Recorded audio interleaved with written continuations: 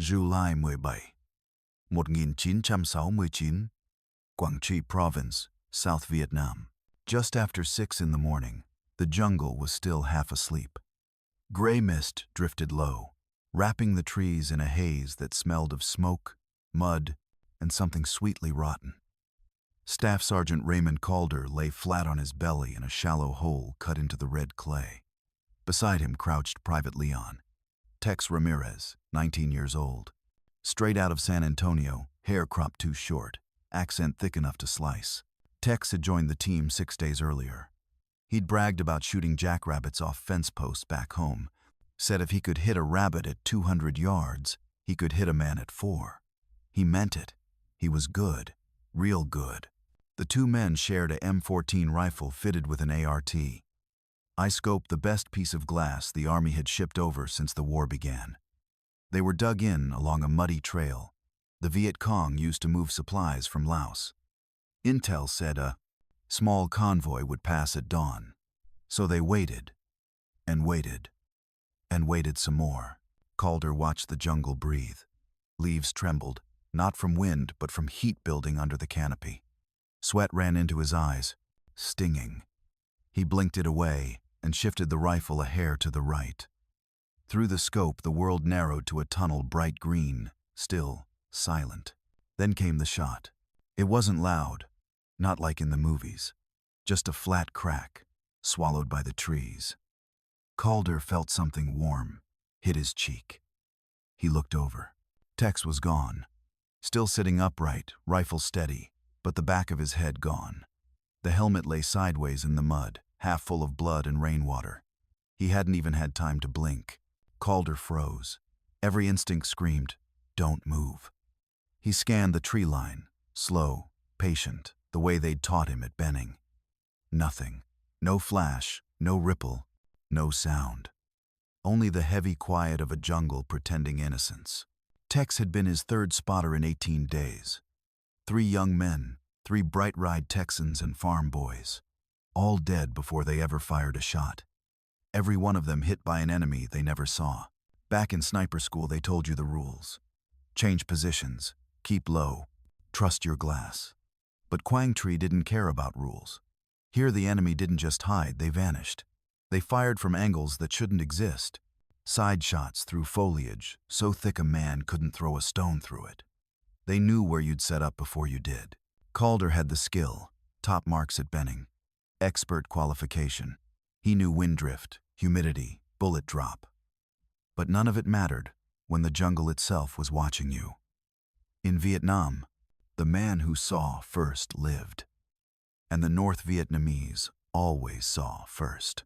He stayed with Tex's body until sunset. Didn't radio command, didn't move.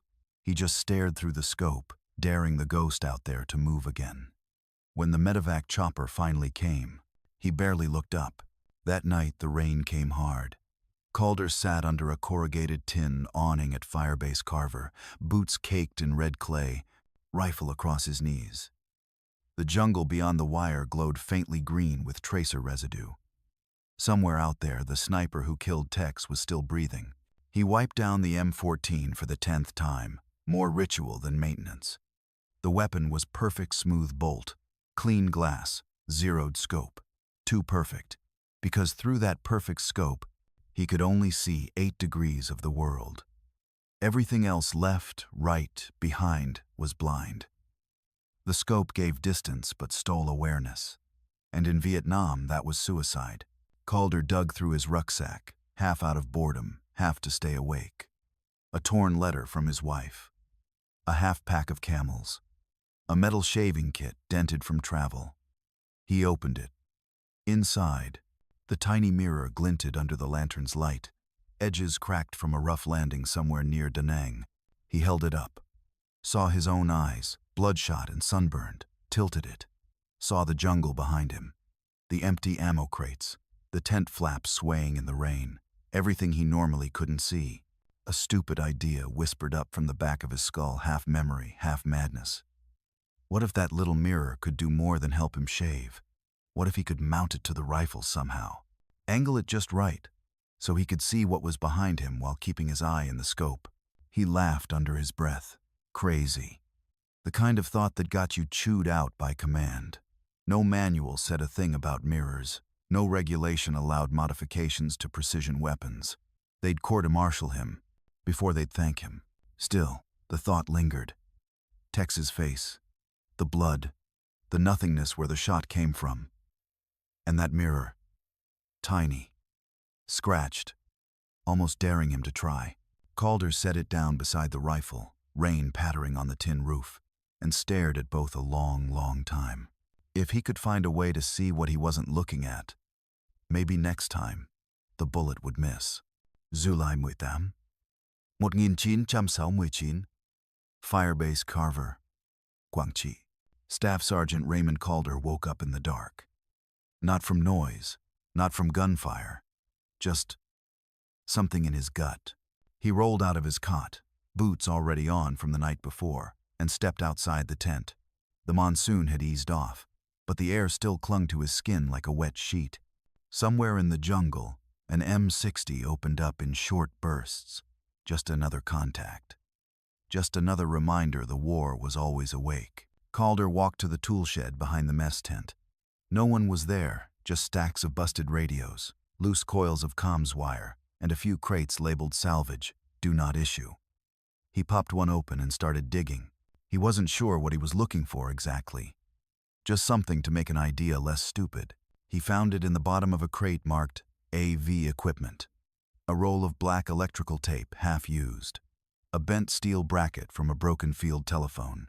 A rusted-out pair of wire cutters. Ugly tools, but good enough. Back at his cot, he opened his shaving kit and pulled out the mirror.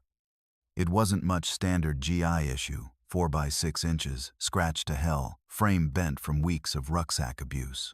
But it still worked, still showed a reflection. He laid his M14 across his lap and just stared at it for a while. The scope sat about 3 inches above the barrel, mounted tight in steel rings. There wasn't much room to play. No spare mounting points. No rail systems. No quick attach anything. This wasn't a modular weapon. It was the army. You made do with what you had. Calder held the mirror alongside the scope, tried different angles. Too far forward, he'd have to crane his head. Too far back, it blocked his sight picture. Too high, threw the balance off. Too low, couldn't see the damn thing. After 20 minutes, he found the sweet spot. Left side of the scope, 45-degree angle, 8 inches forward of his eye position. From there, when he looked through the scope, he could just catch the edge of the mirror in his peripheral vision. Just a flicker. But a flicker was all it took. One glance, and he could see the world behind him. The doorway, the tree line, the flank. It wouldn't give him a full picture, but it might give him a warning. And in Quảng Tri, a half-second warning was the difference between sending a letter home or receiving one. He wrapped the steel bracket in a strip of tape to cushion it, then taped the mirror to the bracket, then taped the whole thing to the scope's tube. Every wrap was tight, every inch pressed flat. He couldn't afford to have it shift under recoil. The whole setup looked ridiculous. A scratched-up mirror, duct-taped to a precision weapon. It didn't look like innovation.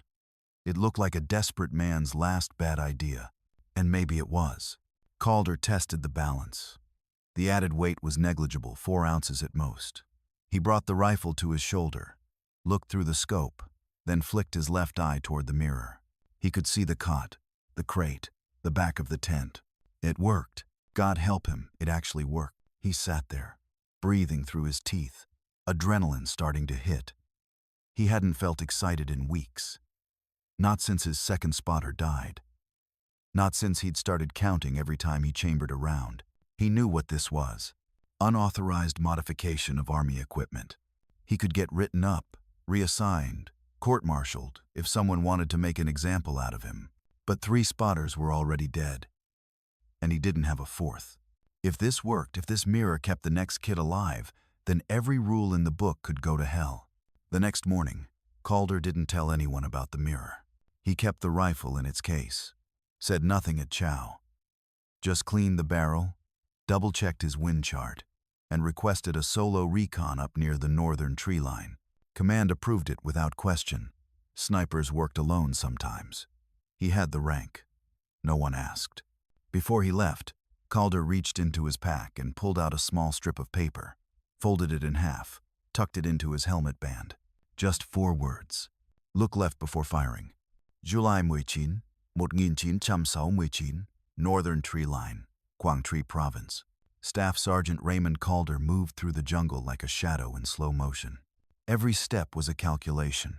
Every branch was a threat. The war didn't care how many patrols you'd done step in the wrong spot, and a bouncing Betty would make you a memory. He made it to the overlook by 0540 hours. A small rise covered in ferns and elephant grass, overlooking a half-cleared stretch of jungle that the NVA used as a staging area.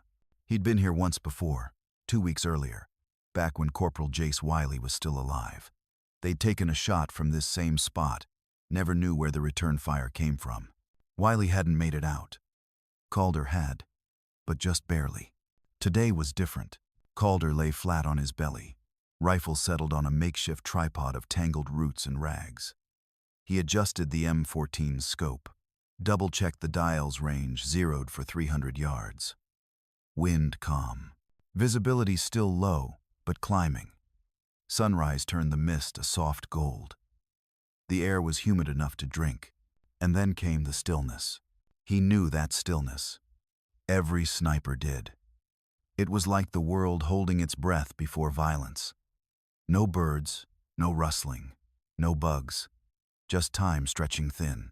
Calder eased behind the rifle, pressed his eye to the scope, and started his sweep. The field of view was narrow, about 40 feet wide at 300 yards. The scope turned the jungle into a tunnel again, green walls, nothing moving, nothing obvious. But he kept scanning slow, steady, left to right. Then, like a whisper from the corner of his vision, something moved in the mirror. His heart skipped. Left side. Just a shimmer light reflecting off glass. Maybe nothing. Maybe the mirror picking up a trick of the light. But Calder didn't move his head, didn't shift his body, just let his left eye slide, slow, into the reflection. There, top of a rifle barrel, just barely poking through a split in the brush behind him. Elevated position, maybe 75 yards to his rear left, hidden in the canopy smart. Too smart. The enemy sniper had a perfect angle on him. He'd been watching Calder for minutes.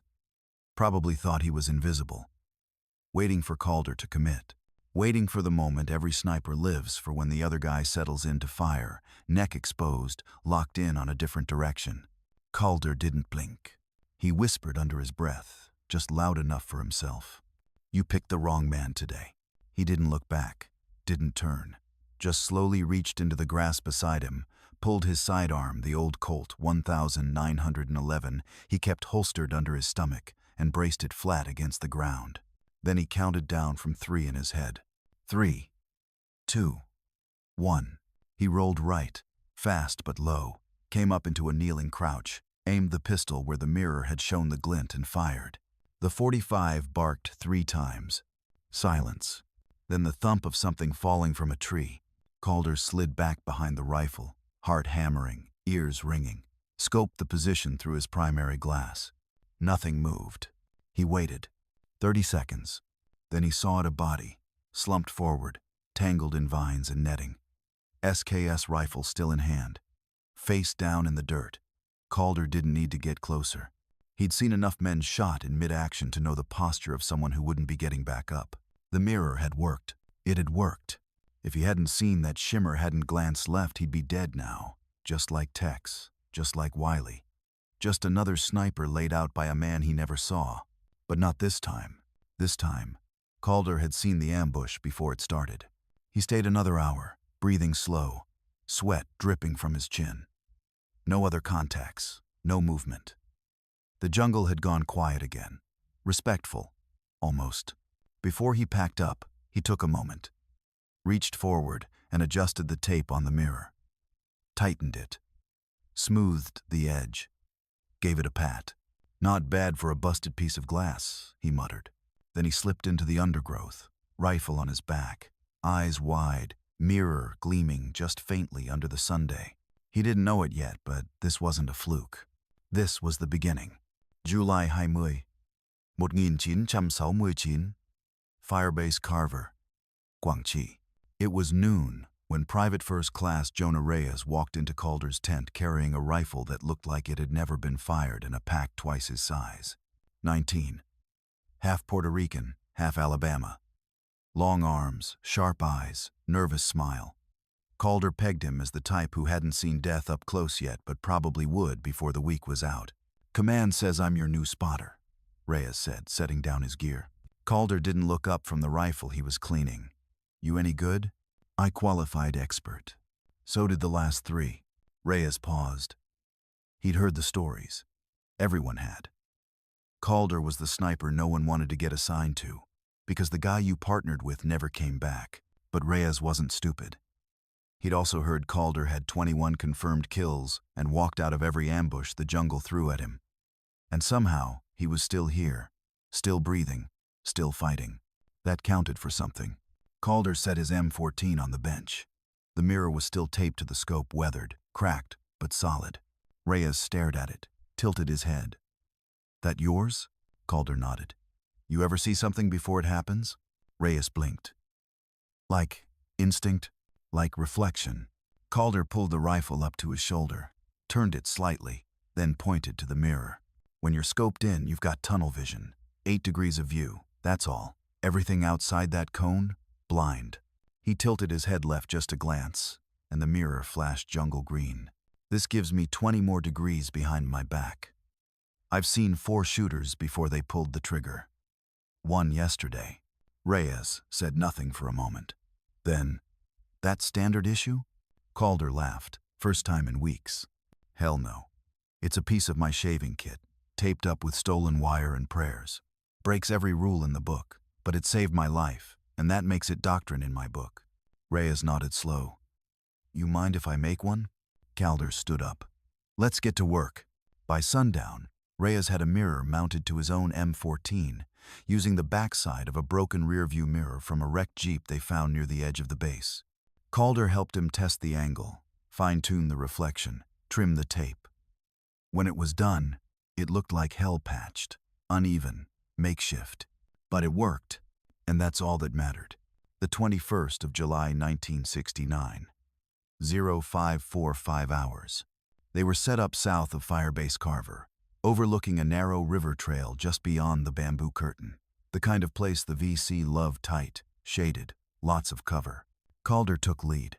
Reyes flanked, watching the east line. The plan was simple.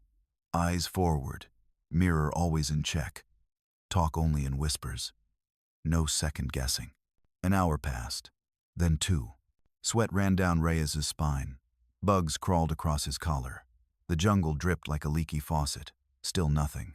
Then Calder whispered, "Got movement. Left side of the bridge. Rifle barrel. Behind the 3rd bush." Reyes shifted, adjusted. Found it. Confirmed. "I see it," Calder said.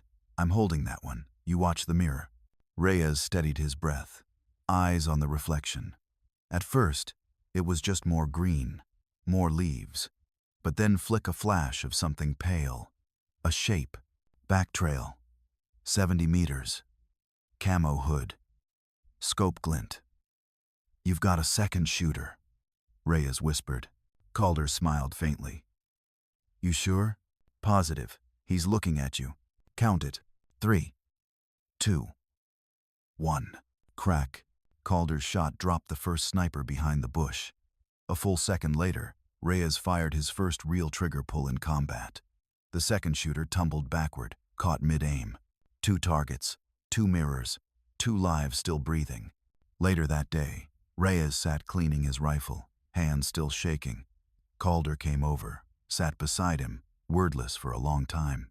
Then he spoke. "You just did what 3 men before you couldn't. You spotted a shooter who had the drop on us. You called it clean. You shot straight." Reyes wiped sweat from his brow. "It was the mirror." "No," Calder said. "The mirror gave you a chance. You took it. That's the part the Army never trains." By nightfall, 2 other sniper teams had heard what happened. Quietly, rumors carried faster than bullets. One of the sergeants stopped Calder near the mess tent. "You mind showing me how that thing works?" Calder looked him dead in the eye. Sure, but once you see it, you can't go back to being blind. July 23, 1969. Firebase Carver, Quảng. The mirror movement was spreading.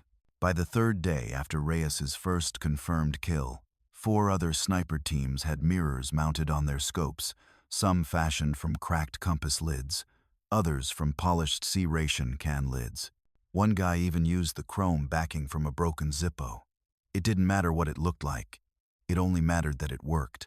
The mirrors weren't just gadgets. They were lifelines, and the kill ratio was shifting fast. Sniper teams that had lost men in every major engagement were now walking back to base with full counts and no body bags. The jungle hadn't gotten any safer. The NVA hadn't gotten any sloppier. The Americans had just stopped being blind. But the Army doesn't like things it didn't authorize. The 24th of July, 1969, 0740 hours. Calder had just finished lacing his boots when he heard the call over the company net. All sniper team leaders, report to HQ tent, immediately. Bring your rifles. His gut sank. He arrived to find Captain William Dietz, the battalion's new CO, standing ramrod straight behind a folding table with a clipboard in one hand and a cigarette in the other. Young, West Point. Too clean for this place. Looked like he shaved twice a day. 10 snipers stood in a loose half-circle around him. Calder, Reyes, Sergeant Knox, a few others. Let's get something straight, Dietz said. I know what you boys have been doing. I've seen the tape, I've seen the mirrors, and I've read the manuals. Army regulations strictly prohibit unauthorized modifications to issued weapons. Period. No one said a word. Just the jungle buzz and the faint hum of a generator behind the mess hall. Dietz stepped forward. This isn't a discussion. This is a direct order. Remove the mirrors. Strip the tape. Return your rifles to original configuration by 1200 hours today. A ripple of tension passed through the group. Then Calder spoke. With respect, sir, I can't do that. Dietz turned. His jaw tensed. And why not, Sergeant? Because those mirrors are keeping men alive. Dietz shook his head. That's not your call. We have procedures for a reason. Field modifications compromise reliability, violate maintenance standards, and they're saving lives, Calder cut in. Ask Reyes. Ask Knox. Ask the 5 teams who haven't taken a casualty since they put mirrors on their scopes. You want to talk about reliability? They're still breathing. Reyes shifted beside him, eyes darting. You don't talk to a CO like that. Not in front of a group. Not unless you're ready to get reassigned to latrine duty or worse. Dietz didn't yell. He didn't flinch. He just walked over to Calder and looked him straight in the eye. You think you're smarter than the people who designed those rifles? No, sir. I think I'm closer to the people getting shot. That landed. Not with Dietz, maybe, but with the others. You could feel it. A weight shifting in the air. Not defiance, exactly, but something like solidarity. Dietz let the silence hang. Then he stepped back, exhaled, and nodded once. You've got until sundown. After that, any rifle with a modification gets flagged, and any man using one is off the line. He turned and walked away. Just like that. No further debate. No paperwork. Just the hammer drop. Back in his tent, Calder sat on his cot with his rifle across his lap, the mirror still firmly taped to the scope. The adhesive was peeling a little at the edge, too many humid nights, but it held. Reyes sat across from him, hands fidgeting with a strip of paracord. They're gonna do it, he said. They're really gonna make us take them off. Calder didn't answer right away. He looked at the mirror. The glass was scratched, sure. The tape was crude. But it had spotted 5 shooters in 3 days. Saved at least 7 lives. Maybe more. I didn't build this thing to break rules, Calder finally said. I built it because Tex died without ever seeing the man who shot him. Same with Wiley. Same with Novak. This mirror? It's not just some field hack. It's my answer to their ghosts. Reyes nodded slowly. So what do we do? Calder stood, picked up the rifle, and walked toward the weapons locker. We don't wait for permission to stop dying. That night, 6 snipers gathered behind the motor pool, flashlights red-filtered, voices low. Calder showed them how to find the angle, how to adjust for glare, how to test for vibration. They didn't take off their mirrors. They reinforced them. The 26th of July, 1969. Outskirts of Khe Sanh, South Vietnam. They were back in the bush again, deeper than they'd ever gone. Calder didn't like it. The terrain was wrong. Too many overlapping hills, too many places to hide.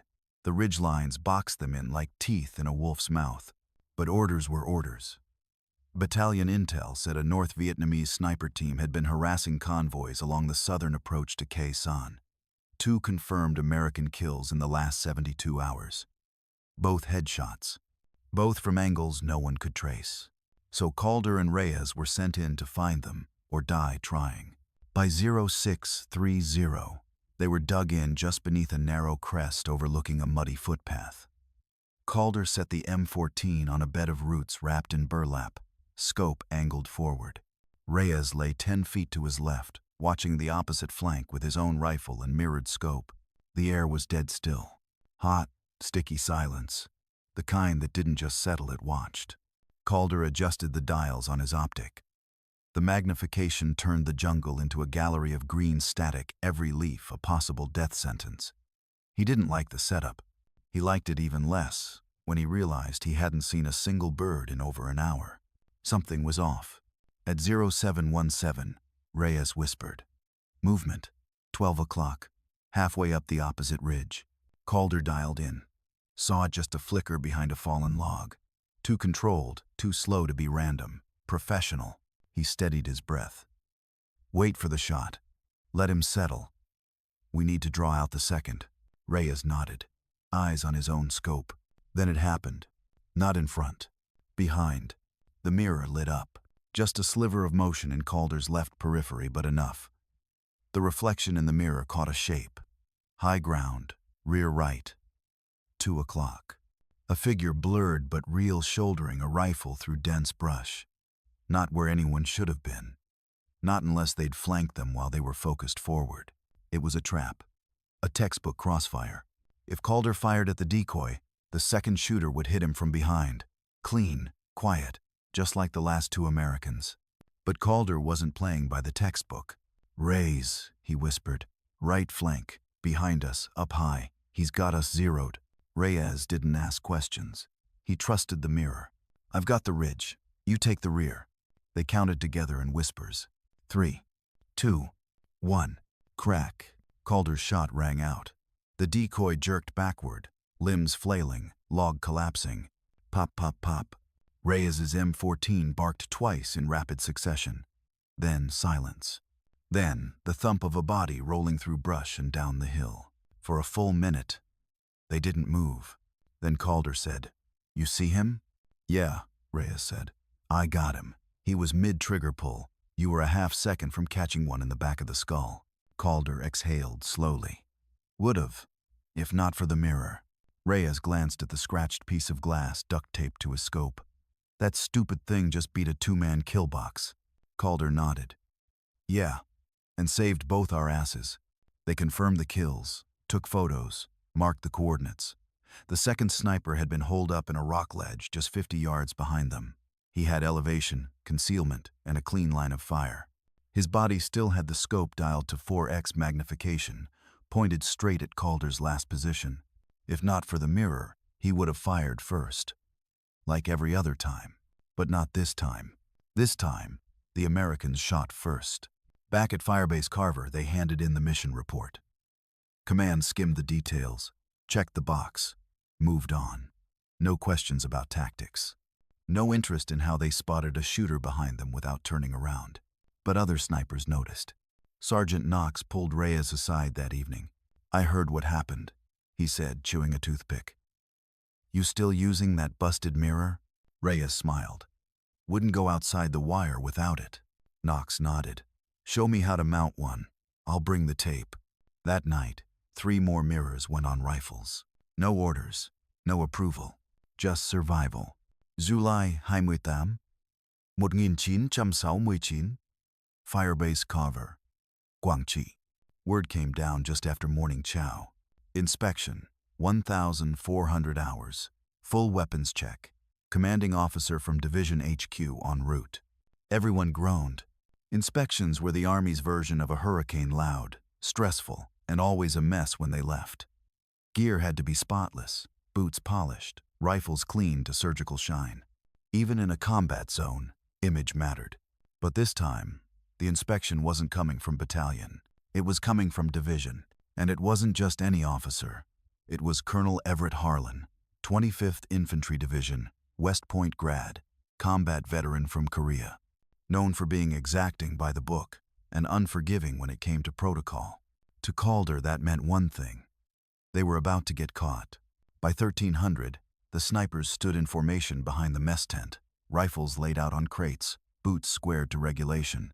Calder had cleaned the M14 that morning, oiled the bolt, wiped the lens, dusted the stock. He'd also rechecked the mirror. Still there, still taped at a 45 degrees angle off the left side of the scope. The tape was fresher now, black electrical, not the gray utility garbage he started with. Looked a little more official, but it wasn't. And he knew it. This thing was still completely unauthorized. Reyes stood next to him, expression unreadable. "You want me to take mine off?" Reyes whispered. Calder shook his head. "No, we don't lie about what works." At exactly 1,403 hours, Colonel Harlan stepped out of the chopper. Khaki pressed, sleeves rolled, face like carved stone. He didn't waste time. He moved down the line, inspecting rifles one by one, asked questions, checked chamber flags, examined optics, didn't smile once. Then he got to Calder. He looked down at the mirror, paused, picked up the M14 and held it to his shoulder, angling slightly as if lining up a shot. He didn't say a word, didn't ask, didn't shout. He just stared through the scope, then shifted his left eye toward the mirror, saw the jungle at his back, saw everything outside the rifle's cone of vision, and stood still. For a long time. "You put this here, Sergeant?" he finally asked, not looking away from the weapon. "Yes, sir." "When?" "About 10 days ago." "What's it for?" "Peripheral awareness. Catches movement in the rear arc. Gives us a fighting chance against flanking snipers." "Who authorized it?" "No one, sir." "Why'd you do it?" "Because I got tired of burying spotters." Harlan lowered the rifle. His eyes met Calder's, hard as bullets. "You know this violates standard weapons maintenance protocol, Article 79C. "Yes, sir." "I do." Harlan looked down the line. He saw Reyes's rifle. He saw Knox's. He saw 5 more, with mirrors mounted different styles, different materials, same angle. "Some défiance." "Is this a trend?" he asked dryly. "No, sir," Calder said. Harlan raised an eyebrow. "It's a survival technique." For a moment, it felt like the world stopped, like the jungle itself was listening. Then Harlan handed the rifle back to Calder. "You've logged more confirmed kills in 2 weeks than the rest of this platoon logged in 2 months, he said. "That's in the report. I read it on the flight here." Calder didn't answer. Harlan turned to the rest of the snipers. "Keep your mirrors. Keep your angles. If anyone asks, I didn't see a damn thing. But if any one of you dies because of faulty rigging or sloppy placement, I'll have your stripes before the body bag zips." He paused. "And if it works, then maybe you just rewrote the doctrine." That night, Calder sat on an ammo crate cleaning his sidearm. Reyes joined him, handed him a canteen. "Well," Reyes said, "we're not getting court-martialed." Calder smirked. "Not yet. You think he'll tell command?" "No, he's old school, but not stupid. He saw what it did. That was enough." The next day, every sniper rifle in the unit had a mirror. No more secrecy. No more hiding. Just reflection, literal and figurative. Because out here, the jungle didn't care about regulations. The jungle only cared if you saw first, or died blind. July 30, 1969, Hill 189, Quảng Province. The jungle had gone quiet again. Too quiet. Calder and Reyes were dug in above a narrow bamboo corridor known to be used by NVA scouts, one of those shaded green tunnels that looked peaceful until you realized how many men had died inside it. The mirrors had changed the game. Since word spread about their success, sniper teams across the battalion had started reporting more kills, fewer losses. The mirrors gave them eyes where there used to be none. But it couldn't last. Calder knew it. Reyes felt it too. The enemy adapts. Always. They'd been in position since before dawn. Elevation gave them a narrow field of fire into the corridor below. It was thick bamboo trunks packed like prison bars, 20 feet high, barely room to squeeze between. Perfect cover, perfect ambush zone. The kind of place snipers loved. The kind of place snipers died. Atulo sex favine, Calder spotted movement. Low, center mass. Just a shadow shifting between bamboo stalks. Reyes was already on it. Left side, 200 yards, looks like a scout. No, Calder said. Look at the height, look at the walk. That's not a scout. That's bait. Reyes adjusted his scope. The figure paused beside a tree, then shifted again, too smooth, too staged. Like someone trying to be seen. Calder whispered. They're watching us, watch him. That's when it hit him. He flicked his left eye to the mirror. Nothing. He flicked his right to Reyes. Angle check. Reyes replied. Clean. Rear arc clear. No movement. Still, something felt wrong.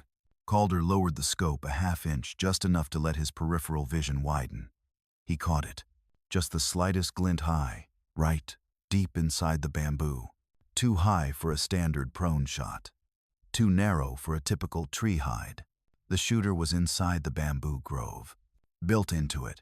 A chill ran down Calder's spine. This wasn't just a sniper. This was a counter-sniper. Whoever they weren't just reacting to the mirror. They were studying it. The shooter had picked a position outside the mirror's range. A dead zone. A place not behind, but between the reflection and the scope's cone. He wasn't trying to shoot Calder. He was testing him. We've got a problem, Calder whispered. Reyes turned slightly. Rear? No. Smart. High. Watching us like we're the experiment. Reyes didn't speak. Just swallowed hard. Give me a range. Reyes adjusted, marked it. 320. Maybe 325. He's tight in the stalks. Using them for blind spacing. Smart SOB. Calder clicked the elevation knob twice.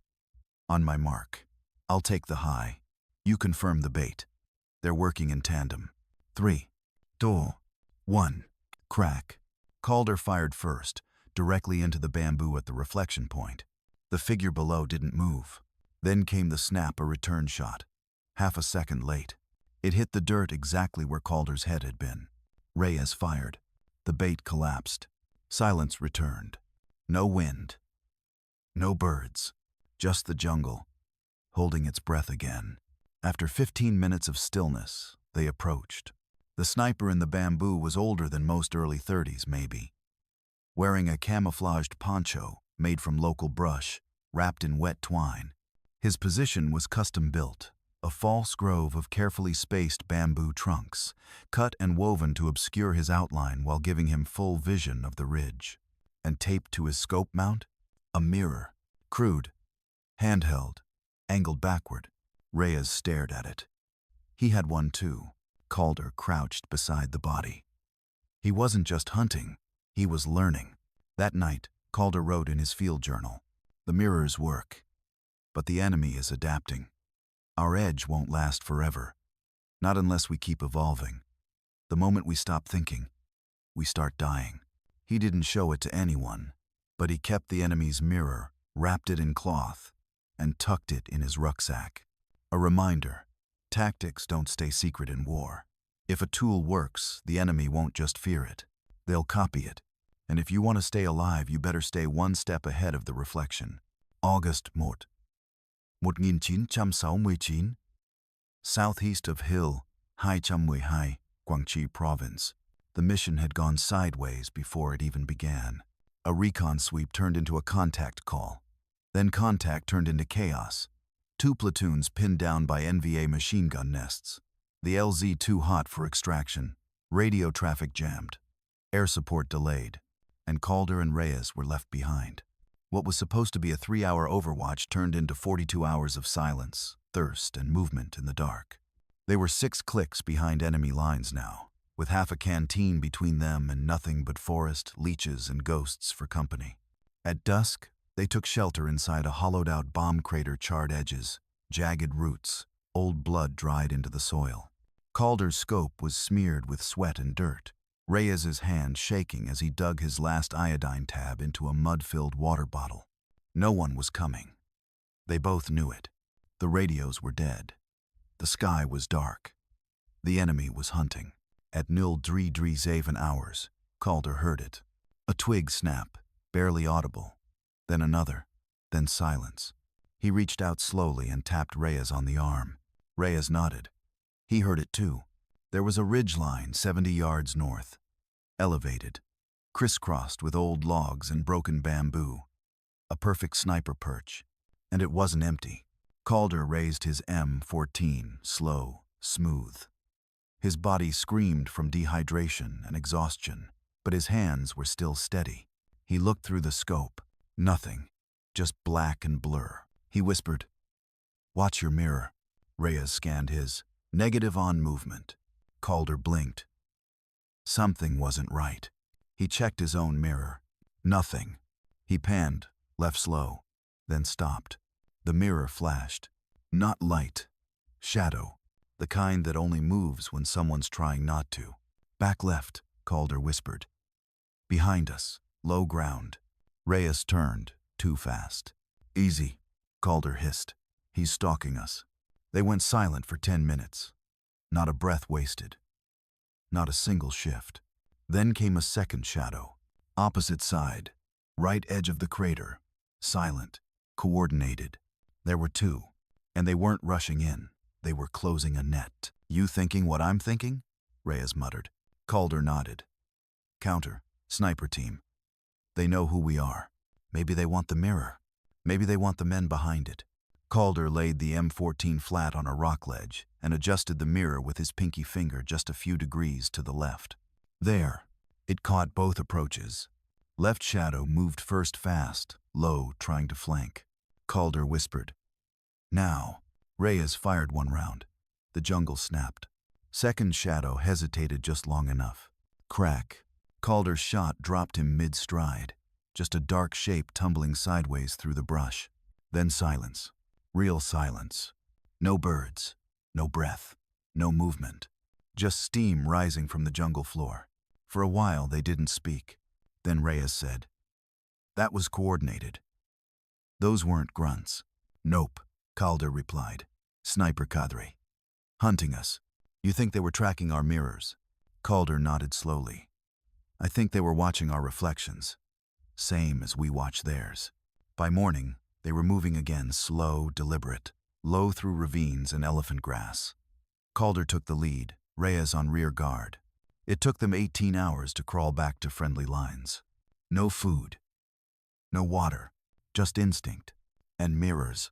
Back at Firebase Carver, the other sniper teams gathered as Calder and Reyes limped in, mud-streaked, red-eyed, silent. Nobody clapped. Nobody saluted. Nobody needed to. They were alive. That was enough. Sergeant Knox handed Calder a cup of black coffee, no questions asked. "You see anything out there?" he asked. Calder looked at the cracked mirror, still taped to his scope. "I saw them before they saw me," he said. "Barely." Reyes sipped his canteen, then added, "Sometimes the mirror doesn't show you the enemy." Knox raised an eyebrow. "What then?" Reyes shrugged. "Sometimes it just shows you how alone you are." That night, Calder rewound everything in his head. The shadows, the silence, the breathless 10 minutes where life came down to one glance, one twitch, one reflection. It wasn't luck. It was awareness. And awareness was something you earned. Every time you chose to stay sharp, even when your body begged you to rest. No one came to save them. They saved themselves, with a scratched piece of glass, and the will to look behind. 40 years later, July 2009, Wichita, Kansas. The mirror was gone. The tape had rotted. The glass cracked. The rifle cleaned, stripped, boxed, and buried in Army Depot storage sometime around 1971. No one had asked about the mirror when Calder left Vietnam. Not the quartermaster, not the armorer, not the debriefing officer who shook his hand and thanked him for his service.